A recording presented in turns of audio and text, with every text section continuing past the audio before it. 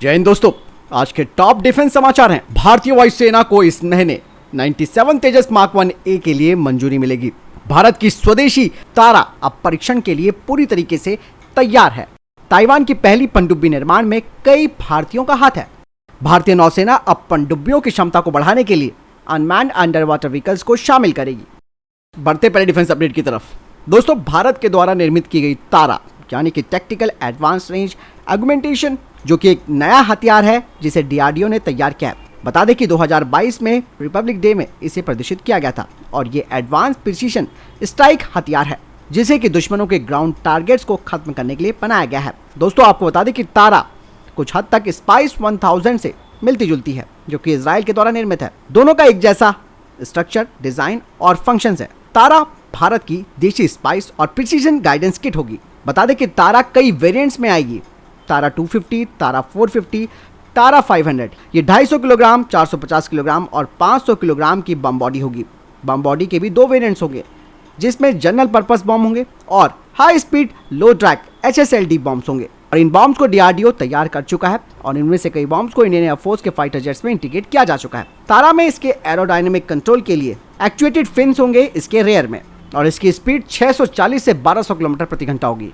बता दें कि इसका जो सर्कुलर एरर प्रोबेबल होगा वो 30 मीटर से कम होगा आइनस GPS गाइडेंस के साथ, और टर्मिनल फेज में 3 मीटर से कम होगा, वो भी सेल्स सीकर के साथ। आपको बता दें कि ये बम एंगल ऑफ अटैक में टर्मिनल मैन्यूवरिंग भी कर सकता है और कहा जा रहा है कि तारा को LCA तेजस और Su-30 फाइटर जेट्स में लगाया जाएगा। इसको लेकर सबसे अच्छी बात ये आ रही है कि इसकी मैन्युफैक्चरिंग यानी कि तारा का निर्माण पूरा किया जा चुका है और अब ये टेस्टिंग के लिए तैयार है, यानी कि भारत की देसी स्पाइस मिसाइल का अब टेस्ट जल्द ही होने वाला है। बढ़ते हैं नेक्स्ट अपडेट की तरफ, जो कि प्रोजेक्ट 75I को लेकर आ रही है इंडियन नेवी के। बता दें कि भारतीय नौसेना का जो 6 P-75I सबमरीन प्रोजेक्ट है वो अब फाइनल स्टेज में पहुंच चुका है और अब इसमें स्पेन की S-80 और जर्मनी की टाइप 214 फ्रंट रनर बन चुके हैं। वहीं कुछ एक्सपर्ट्स का मानना है कि जो जर्मनी की टाइप 214 है वो थोड़ी छोटी है साइज में S-80 से, लेकिन इसका छोटा एकॉस्टिक सिग्नेचर होगा और टाइप 214 में 8 टॉर्पीडो ट्यूब्स हैं, वहीं S-80 में 6 टॉर्पीडो ट्यूब्स हैं।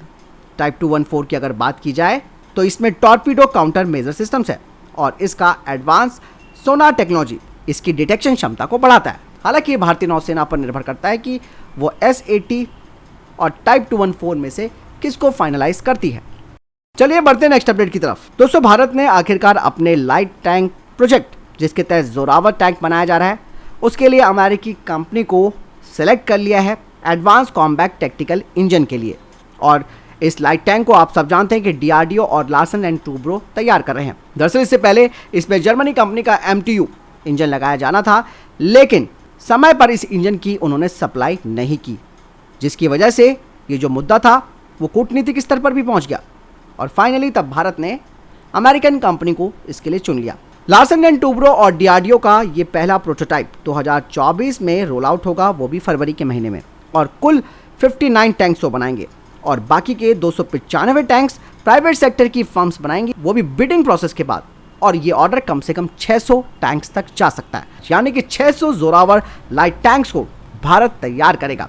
यहाँ पे एक बात और है कि दोस्तों, हमें अपने रिसर्च एंड डेवलपमेंट में ज़्यादा फोकस करना होगा। आखिर हम क्यों इस तरीके के एडवांस कॉम्बैट टैक्टिकल इंजन्स नहीं बना पा रहे हैं, जिसके लिए हमें अमेरिका, जर्मनी और अन्य देशों पर निर्भरता रखनी पड़ रही है। इसीलिए भारत को अगर इन चीज़ों में काम करना है तो रिसर्च एंड डेवलपमेंट में इन्वेस्टमेंट और ज़्यादा करना पड़ेगा। फिलहाल आपको क्या लगता है, कमेंट सेक्शन में लिखकर जरूर बताइएगा। बढ़ते नेक्स्ट अपडेट की तरफ। हाल ही में ताइवान ने अपने घरेलू स्तर पर असेंबल करके एक पनडुब्बी के प्रोटोटाइप को तैयार किया है। इसका नाम हाईकुन रखा गया है। दरअसल इस पनडुब्बी के निर्माण का जो मेन मुद्दा है वो है चाइना के बढ़ते हुए खतरों को कम करना और ताइवान के नौसेना की क्षमता को बढ़ाना है।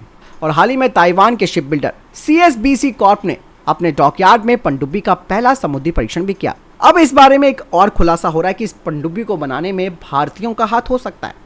रॉयटर्स की एक रिपोर्ट प्रकाशित की गई है जिसमें इस बात का जिक्र किया गया है कि ताइवान ने संयुक्त राज्य अमेरिका, यूनाइटेड किंगडम, ऑस्ट्रेलिया, दक्षिण कोरिया, भारत, स्पेन और कनाडा सहित कई देशों से इंजीनियरों और रिटायर्ड पनडुब्बी की विशेषज्ञता वाले लोगों की मांग की थी, ताकि ये जो विशेषज्ञ हैं वो इनके पनडुब्बी निर्माण में सलाह दे सकें। जिसके लिए उन्हें भर्ती भी किया गया था। खास करके भारत के Mazagon dock ship builder limited के द्वारा निर्मित कलवरी श्रेणी की पनडुब्बियों के विकास में शामिल कई इंजीनियरों को CSBC कॉर्प ने अपने डॉकयार्ड में भर्ती किया था। और कलवरी श्रेणी की पनडुब्बियां आप सब जानते हैं कि फ्रेंच स्पेनिश डिजाइन पर आधारित है। कहा यह भी जा रहा है कि न केवल इंजीनियरिंग सहायता प्रदान की गई है ताइवान को, बल्कि ताइवान पनडुब्बी संचालन में जो विशेषज्ञता रखने वाले पूर्व नौसैनिक अधिकारी थे, उन्हें भर्ती करने में भी कामयाब रहा। इन अधिकारियों ने पनडुब्बी के चालक दल को भी ट्रेनिंग दी और निर्माण प्रक्रिया में भी योगदान दिया। इससे साफ तौर पर पता चलता है कि कई प्रोग्राम्स दोस्तों चुपचाप किए जाते हैं, क्योंकि ताइवान आप सब जानते हैं कि उसके लिए सबसे बड़ी चुनौती इस वक्त चीन बना हुआ है।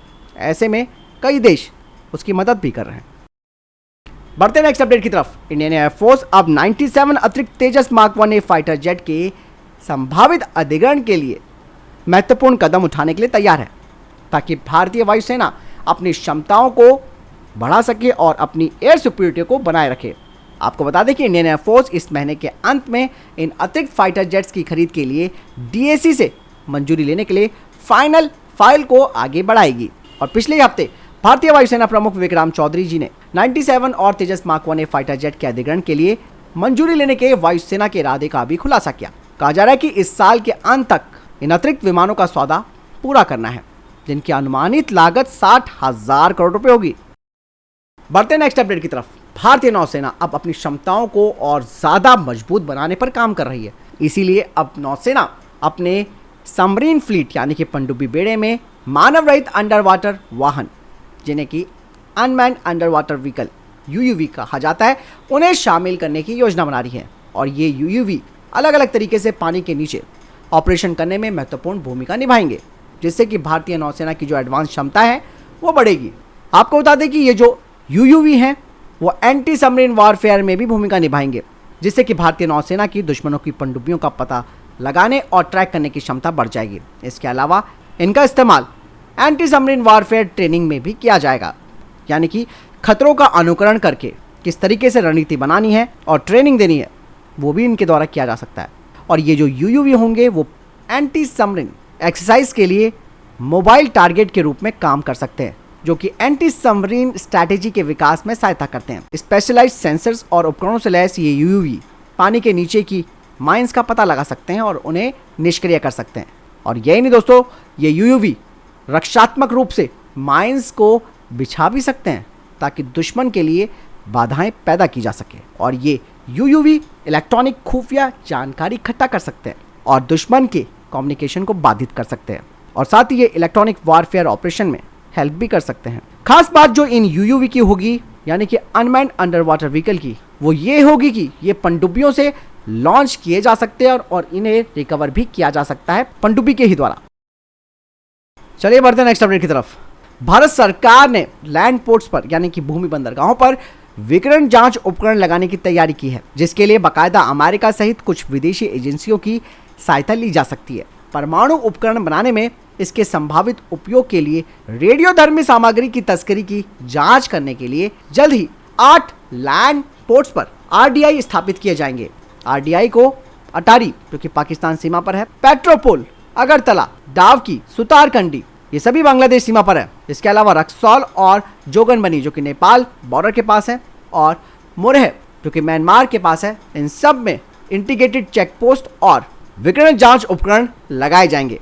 कहा जा रहा है कि रेडियोधर्मी सामग्री की कोई भी तस्करी भारत की सुरक्षा एजेंसियों के लिए एक चुनौती हो सकती है, क्योंकि इसका इस्तेमाल परमाणु उपकरण या फिर रेडियोलॉजिकल फैलाव उपकरण बनाने के लिए किया जा सकता है। और RDE को ड्राइव थ्रू मॉनिटरिंग स्टेशन में स्थापित किया जाएगा, जो ट्रक और उनके कार्गो की निगरानी कर सकता है। बढ़ते हैं नेक्स्ट अपडेट की तरफ। फ्रांसीसी अधिकारियों ने नागपुर के पास मिहान में चल रही जॉइंट वेंचर फैसिलिटी को रफाल की असेंबली लाइन में बदलने की संभावनाओं पर चर्चा की है। जॉर्ज डसॉल्ट अगले कुछ सालों में दुनिया भर में 200 से अधिक राफेल विमानों की सप्लाई करेगा, क्योंकि दोस्तों फ्रांस में कंपनी की असेंबली लाइन में साल में 24 विमान ही बन पाते हैं। इसीलिए कॉन्ट्रैक्ट पूरा करने के लिए कंपनी को एक और असेंबली लाइन की जरूरत है। और भारत में नई असेंबली लाइन स्थापित करने की संभावनाओं को तलाशने के लिए कंपनी के अफसर भारत सरकार से चर्चा भी कर चुके हैं। अगर ये नई असेंबली भारत में स्थापित हो जाती है तो कंपनी साल में 48 विमान बना सकती है, साथ ही 10,000 से ज़्यादा लोगों को रोजगार दे सकती है, क्योंकि फ्रांस स्थित असेंबली लाइन में 12,700 कर्मचारी हैं। इसके अलावा फ्रांस की नज़र भारत के 114 मल्टी रोल फाइटर जेट्स खरीदने पर भी है। बढ़ते नेक्स्ट अपडेट की तरफ, जो कि गगनयान मिशन को लेकर आ रही है। इसरो की तरफ से कहा जा रहा है कि 21 अक्टूबर को गगनयान मिशन की पहली टेस्ट फ्लाइट की जा सकती है और इसके बाद 3 और टेस्ट फ्लाइट भेजी जाएंगी। एस सोमनाथन जी ने कहा कि 21 अक्टूबर को पहली टेस्ट व्हीकल डेवलपमेंट फ्लाइट यानी कि TVD-1 को किया जाएगा और उसके बाद D2, D3 और D4 की भी प्लानिंग इसरो की है। इस टेस्ट में क्रू मॉडल को आउटर स्पेस में लॉन्च किया जाएगा और पृथ्वी पर वापस और बंगाल की खाड़ी में टचडाउन के बाद इसे रिकवर किया जाएगा। क्रू मॉडल गगनयान मिशन के दौरान अंतरिक्ष यात्रियों को आउटर स्पेस में भी ले जाएगा और अगले साल भारत अनमैन्ड और मैन्ड मिशन को लॉन्च कर सकता है। तो फिलहाल ये थे अभी तक के टॉप डिफेंस और स्पेस अपडेट्स। वीडियो के संबंध में कोई प्रश्न जवाब या आपका कोई सवाल है कमेंट सेक्शन में लिखकर जरूर पूछ सकते हैं। मिलता हूं नए वीडियो के साथ। चैनल जरूर सब्सक्राइब कीजिएगा, कमेंट जरूर कीजिएगा। जय हिंद, वंदे मातरम।